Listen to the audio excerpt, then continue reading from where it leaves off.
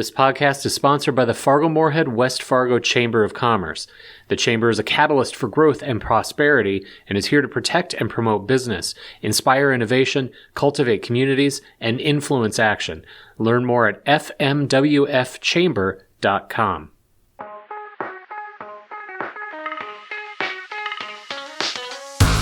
Hello, everyone. Thanks for listening once again to the Inforum Business Beat podcast. This is your host, Thomas Evanella.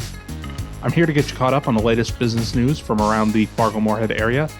The weather finally seems to have taken a turn for the better here in Fargo. While I don't know if that's here to stay, what I do know is we have plenty of business news to run through, so let's get it started. Fittingly for Valentine's Day, we're starting this week with a story from Tammy Swift about a cottage business specializing in dairy-free, gluten-free, and all-natural treats. Alyssa Necht is the founder of Dandelion Creek Farm, a small business making the rounds throughout the area. Necht's family's own struggles with food sensitivities led her to starting the business. She told Tammy that her family had its own health issues before eliminating dairy, gluten, and artificial additives. The family moved to the area in 2012, but it wasn't until the COVID-19 pandemic that Alyssa started her business, drawing inspiration from her family's struggles. Now she is a staple at places like the Red River Market, carrying a stock of chocolates, caramels, and other sweet treats that routinely change people's minds about gluten and dairy-free items. As a result, she almost always winds up selling out. Find the full story from Tammy on our website at inforum.com/business.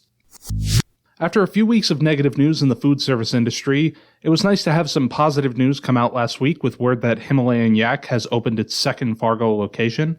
The new Himalayan Yak opened Wednesday, February 1st at the former Santa Lucia and La Fiesta location near West Acres Shopping Center. The restaurant features the same menu as the original location along 25th Street South, but it has considerably more seating, manager BJ Lama told the forum.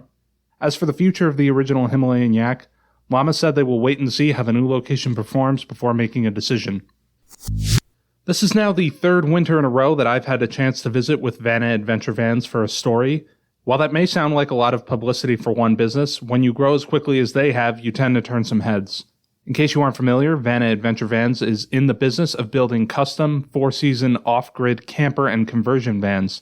The business was started in 2020, and owners Ben Gleason and Jason Gilbraith have been carving out a strong portion of the custom van market ever since. Within a year, Vanna had tripled its shop space and multiplied its staff. Today, Vanna is up to 25 employees and is running out of room in the shop in Moorhead.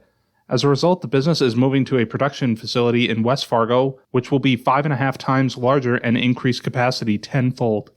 Learn more about Vanna and the company's future on our website. City officials in West Fargo recently shared with reporter Helmut Schmidt that Moorhead's Junkyard Brewing Company is crafting a plan to open a location in the city.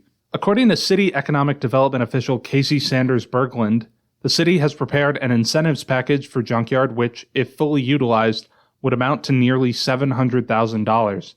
The location in question is the former Bell Bank building at 409 Cheyenne Street in the city's downtown district. A report indicated that renovation costs for the building are projected to be $1.1 million. The West Fargo City Commission is expected to discuss the package at its meeting on Tuesday, February 21st. In return, Junkyard would need to promise to stay in the location for 10 years. A spokesperson for Junkyard told Helmut that the company has no comment on the proposal at this time. A small business in North Fargo is currently in a fight with the city to stay open. John Boltman is the owner of John's Repair, an auto shop he has operated out of his own garage for 42 years. However, a legal battle with the city has begun after the city informed Boltman he would need to shut down by March 30th.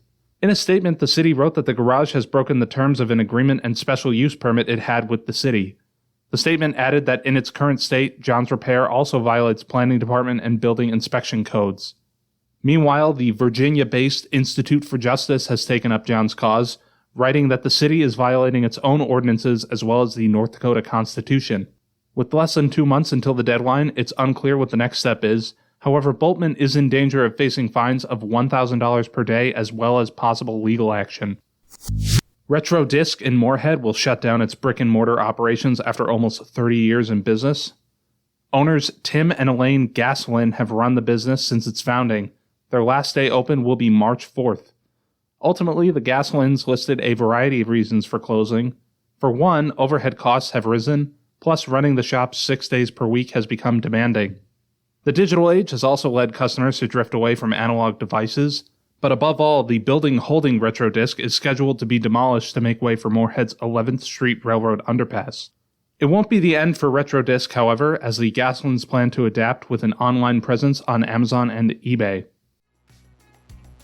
That will wrap things up for this week's installation of the Inforum Business Beat podcast. Tune in again next week for the latest interviews and headlines, but in the meantime, stay on inforum.com/business to stay up to speed. Get 3 months of local news for just 99 cents a month. You'll get unlimited access to the news you need to stay engaged and connected to your community. Visit inforum.com/subscribe now to get 3 months of local news for only 99 cents a month.